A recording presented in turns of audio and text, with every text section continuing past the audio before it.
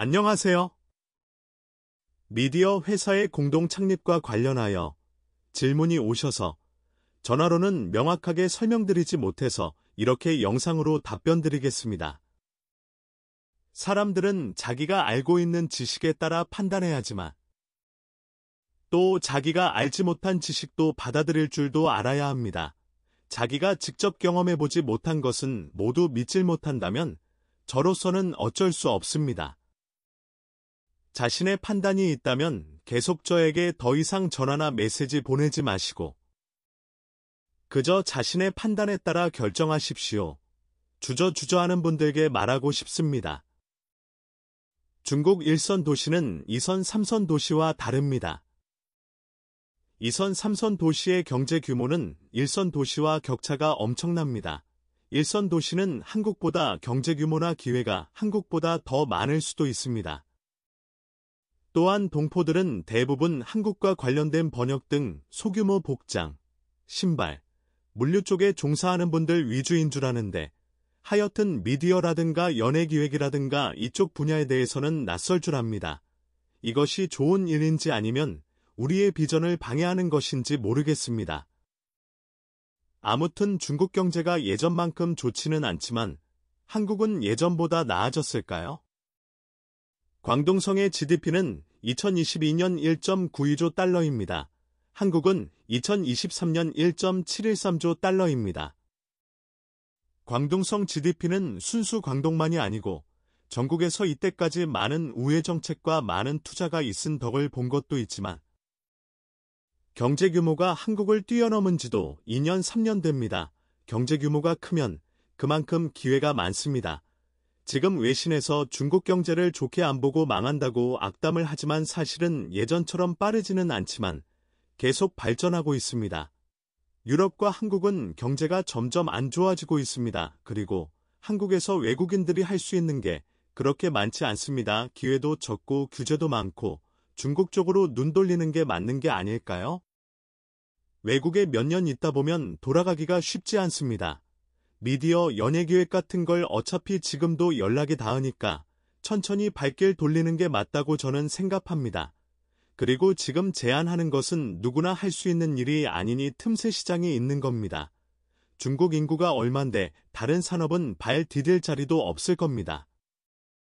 첫째, 정식 회사를 만들고 정상적으로 운영해야 합니다. 예를 들어 아티스트는 적어도 회사와 대륙 시장 홍보 계약을 맺어야만 일을 시작해야 합니다. 연예인을 중국 시장에 진출하기까지 인력과 노력이 듭니다.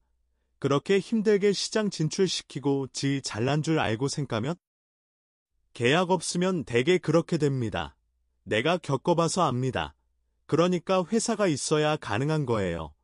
몇 분이 한국 임금이 높은데 중국에 왜 가냐고 하는데 사실 중국은 막이라는 사람들이 임금은 낮고 다른 산업은 낮은 것도 아닙니다. 특히 엔터테인먼트 산업은 임금이 다른 나라보다 높아요. 홍콩과 대만 스타들 보세요.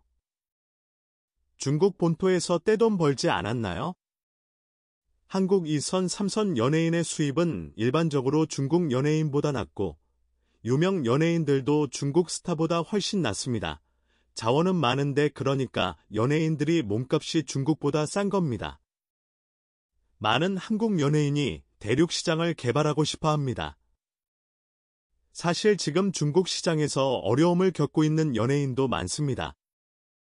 둘째, 지금 제가 몇 개 만든 한국 음악 소개하는 건 제 컨텐츠에 속하지 않습니다. 저는 그저 한국에도 소위 한류 외에도 좋은 음악이 많이 있다는 것을 모든 사람에게 말하고 싶어서입니다.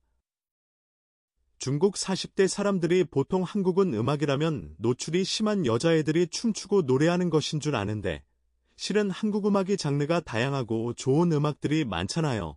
그래서 몇 개 만든 것뿐입니다. 이건 제가 하고 싶어 하는 일일 뿐입니다. 저는 제 개인적인 취미로 사업하지 않을 것입니다. 비즈니스와는 전혀 무관한 것입니다. 셋째, 누군가 저에게 주주가 된다면 앞으로 한국에 출입국하는 데 편리할 것인지 물었습니다. 그건 확실합니다.